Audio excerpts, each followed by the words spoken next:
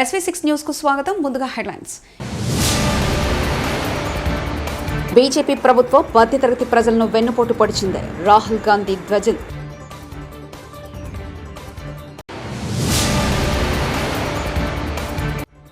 ఆనాటి మీ పాపాల వల్లే మీ ఇంటి ఆడబిడ్డ జైల్లో ఉన్నారు. రేవంత్ రెడ్డి.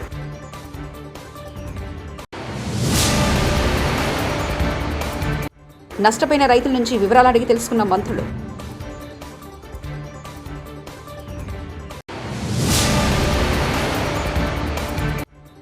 సూపర్ 6 పథకాలు అమలు చేయలేమని చేతులెత్తేసిన చంద్రబాబు. టీజీఆర్ సుధాకర్ బాబు.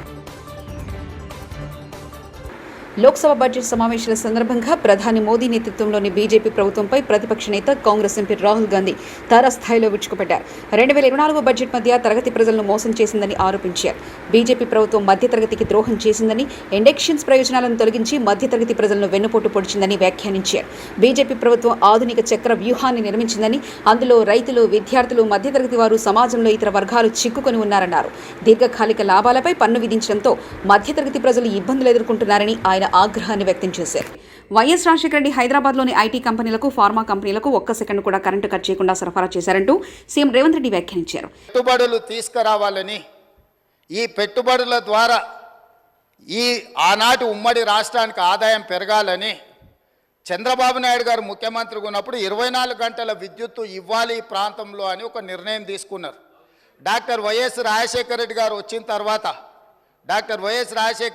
వచ్చిన తర్వాత దాన్ని ఇంకా విస్తరించి ఐటీ కంపెనీలకు కానీ, హైదరాబాద్ నగరానికి కానీ ఒక్క క్షణం కూడా విద్యుత్ కోతలు ఉండడానికి వీల్లేదు అని ఆనాడు తీసుకున్న నిర్ణయాల వల్ల, నిరంతర విద్యుత్తు సరఫరా జరగడం వల్ల ఐటీ కంపెనీలు, ఫార్మా కంపెనీలు, hotel industry, food industry, sports అన్నీ నగరానికి వచ్చి. హైదరాబాద్ లా అండ్ ఆర్డర్ సమస్య గురించి నిన్న నేను హరీష్ రావు మాట్లాడితే లా అండ్ ఆర్డర్ బాగుంది అని మంత్రి అన్నారు. మళ్ళీ నిన్న నగరంలో 3 హత్యలయ్యాయి. టాస్క్ఫోర్స్ పోలీసులు పన్నేరసులు పట్టుకోవడం కానీ వాళ్ళు రాత్రిపూట సామాన్యుల మీద లాఠీ చార్జ్ చేస్తున్నారు. హైదరాబాద్లో పోలీసులు రాత్రిపూట డ్యూటీలు చేస్తూ పగటిపూట పడుకుంటున్నారు. హత్యలు పగటిపూట జరుగుతున్నాయంటూ అక్బరుద్దీన్ ఓవైసీ వ్యాఖ్యానించారు. आप जरा कुछ कंट्रीब्यूट करिए, मदद करिए. I was very open to my said मैं कंट्रीब्यूट. क्या तुम्हारे पास जो मामूल आ रहा कम हो गया, खत्म हो गया, उससे नहीं बना सकते? घरा बनाने के बजाय पुलिस स्टेशन बनाओ. Sir, what is this you tell me, sir? Honorable panel speaker, sir, the government needs to look into this. मासूम आदमी घर के बाहर खड़ा है, मार रहे हैं. अरे आप क्रिमिनल्स को मारो, गांजा लाने वाले को मारो, आप वो सट्टा करने वाले को मारो, वो रेप करने वाले को मारो. काचीगुड़े पे रेप हुआ, कैसा रेप हुआ? बच्ची के साथ गांजा पिलाकर, नशा करके उसका रेप किया गया. ये लॉ एंड ऑर्डर है. आप बताइए कि sir overall crime rate. Komatireddy Venkatareddy ఆరోపణలపై ఘాటుగా కౌంటర్ ఇచ్చారు ఎమ్మెల్యే జగదీష్ రెడ్డి. కోమటిరెడ్డి చేసిన ఆరోపణలు ఒకటి నిరూపించినా నేను అసెంబ్లీలో ముక్కు నేలకు రాసి వెళ్ళిపోతా, నిరూపించకుంటే రేవంత్ రెడ్డి, వెంకటరెడ్డి ఇద్దరు ముక్కు నేలకు రాయాలి అంటూ సవాల్ విసిరారు ఎమ్మెల్యే జగదీష్ రెడ్డి. నేను ఇదే సభలో ముక్కు నేలకు రాసి రాజీనామా చేసిపోతా, రాజకీయాలకు రాను. ఆయన ముఖ్యమంత్రి ఇద్దరు చేయాలని, ముక్కు నేలకు రాయాలి, రాజీనామా చేయాలి ఇద్దరు. ఒకటి నిరూపించకపోయినా నేను దానికి సిద్ధంగా ఉన్నా. మరొకసారి చెప్తున్నా, ఆయన మాట్లాడిన దాంట్లో ఒక్క దాంట్లోనైనా నిరూపించకపోతే ఆయన ముఖ్యమంత్రి, ఆయన ఇద్దరు ముక్కు నేలకు రాసి రాజీనామా చేసిపోవాలి రాజకీయాల నుంచి. నేను అడిగున్నా దీని మీద నిలబడాలి అధ్యక్ష, దీని మీద నిలబడాలని చెప్తా ఉన్నా. అయితేనేమో రికార్డు నుంచి తీసేయండి చెత్త మాటల్ని. లేదు తెచ్చుకున్న శ్రీశైలం జలాశయాల క్రస్ట్ గేట్లు పరవలు తొక్కుతూ 9 గేట్ల ద్వారా నాగార్జున సాగర్ జలాశయానికి కృష్ణమ్మ.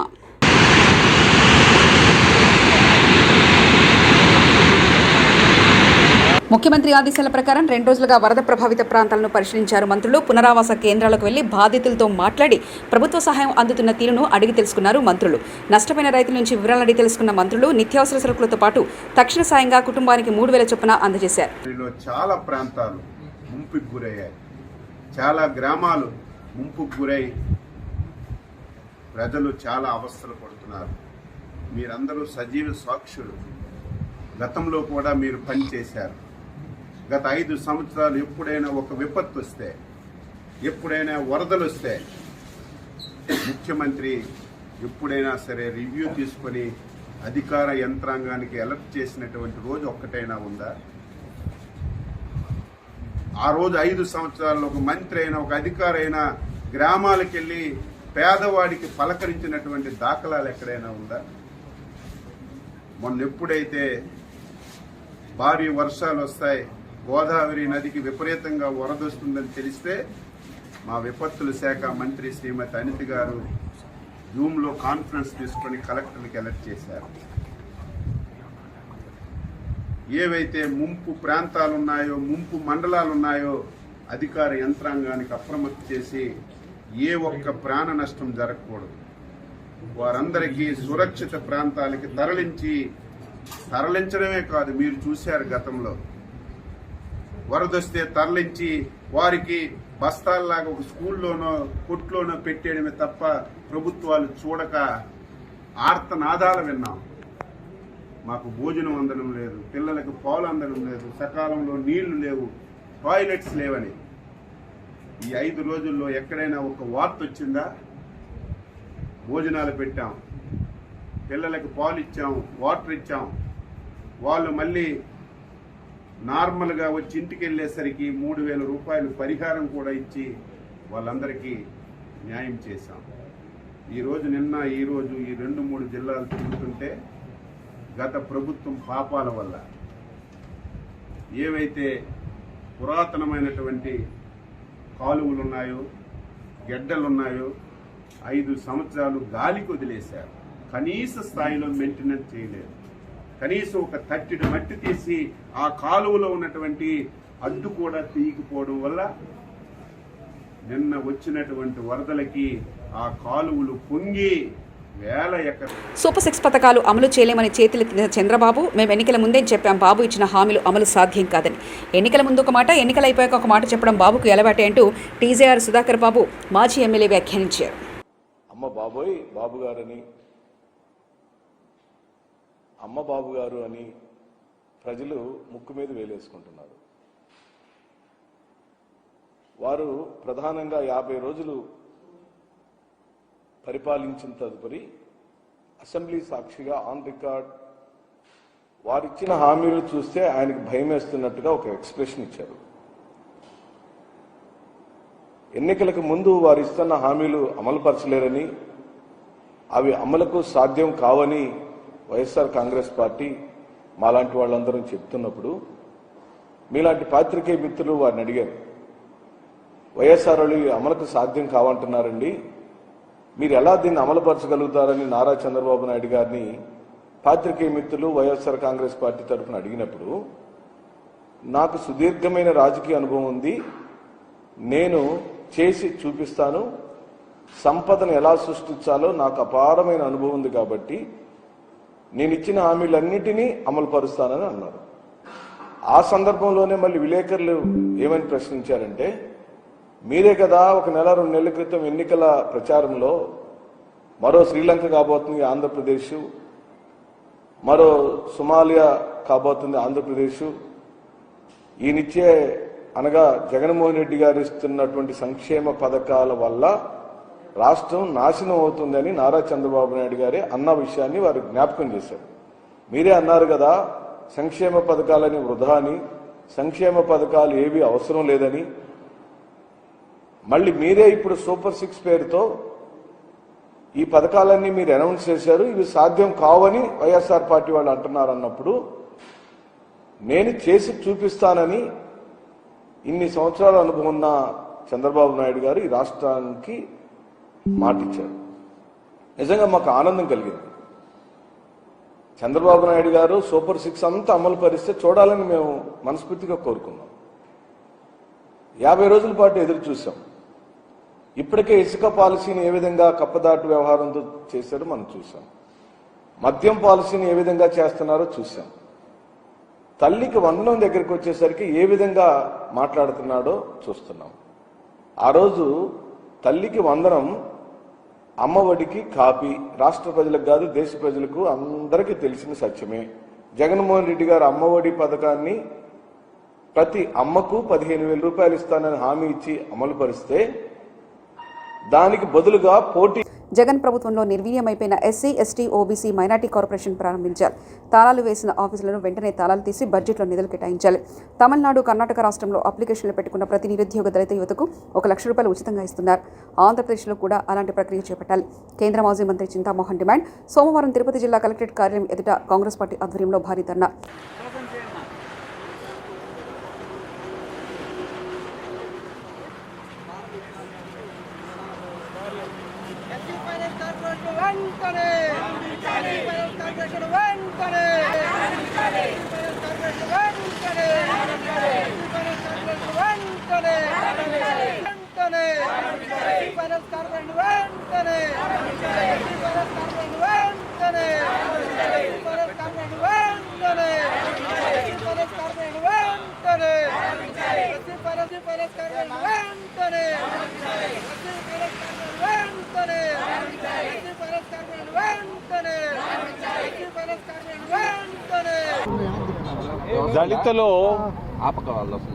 దళితులు ఎస్సీలు ఆంధ్రప్రదేశ్ రాష్ట్రంలో 20% మంది ఉన్నారు.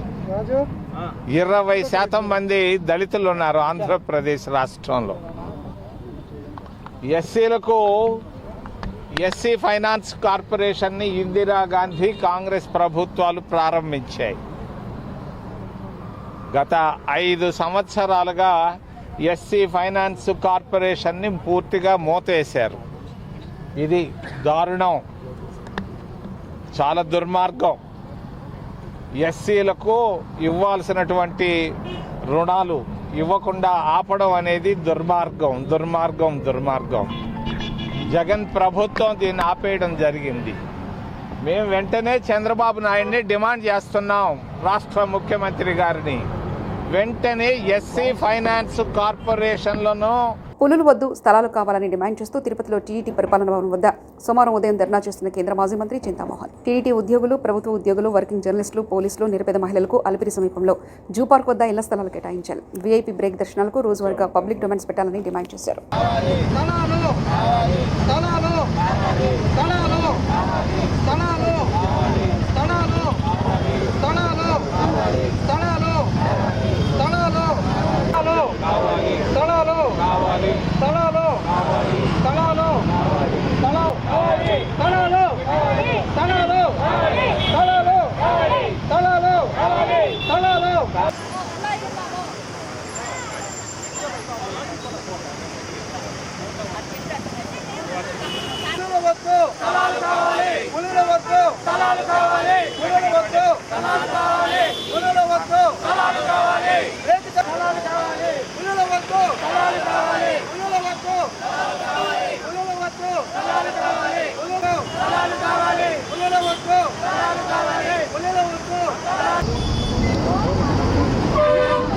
ఇల్లు కట్టుకోవడం అనేది హక్కు, రాజ్యాంగం ఇచ్చినటువంటి హక్కు.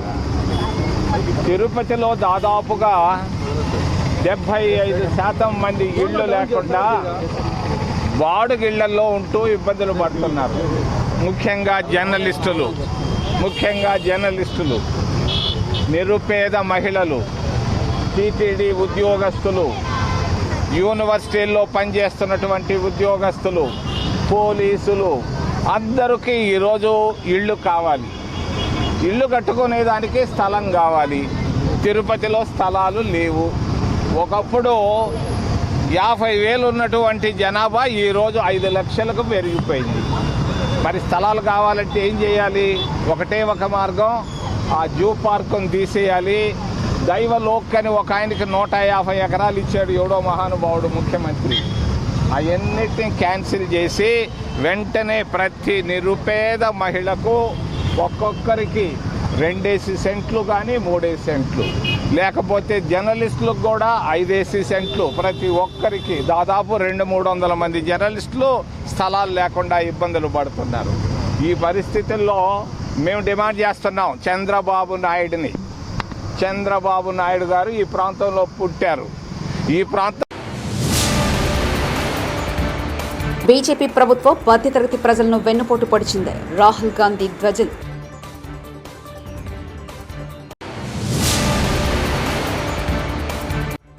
ఆనాటి మీ పాపాల వల్లే మీ ఇంటి ఆడబిడ్డ జైల్లో ఉన్నారు రేవంత్ రెడ్డి.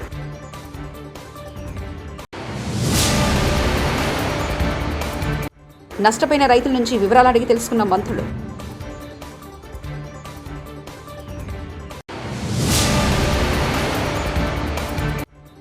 సూపర్ 6 పథకాలు అమలు చేయలేమని చేతులెత్తేసిన చంద్రబాబు, టీజేఆర్ సుధాకర్ బాబు. ఇవి బులెటిన్ విశేషాలు. చూస్తూనే ఉండండి SV6 న్యూస్.